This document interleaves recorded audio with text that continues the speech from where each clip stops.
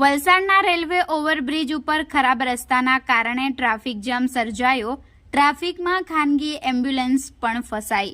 હાલ વલસાડ જિલ્લામાં સતત વરસાદ વરસી રહ્યો છે. વલસાડ તાલુકામાં પણ ભારે વરસાદ પડી રહ્યો છે, જેના કારણે વલસાડના શહેરી તથા ગ્રામ્ય વિસ્તારોમાં ઠેર ઠેર રસ્તાઓ ઉપર પાણી ભરાવાની ઘટના ખૂબ સામાન્ય બની છે. ત્યારે વલસાડ તાલુકાના મુખ્ય માર્ગોમાંથી એક એવા રેલવે ઓવરબ્રિજ ઉપર આજરોજ ટ્રાફિક જામ સર્જાયો હતો.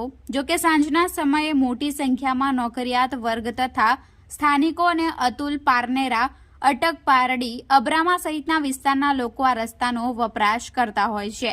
ત્યારે રેલવે ઓવરબ્રિજ ઉપર આરપીએફ ગ્રાઉન્ડ નજીક રસ્તાઓની હાલત ખૂબ જ ખરાબ હોવાના કારણે વાહનોની ગતિ ધીમી પડી હતી અને આ કારણોસર રેલવે ઓવરબ્રિજ ઉપર અબ્રામા તરફ, રાજનનગર તરફ ખૂબ જ લાંબો ટ્રાફિક જામ સર્જાયો હતો અને આ ટ્રાફિક જામમાં પોલીસ વેન, એસટી બસ સહિત એમ્બ્યુલન્સ પણ ફસાઈ હતી.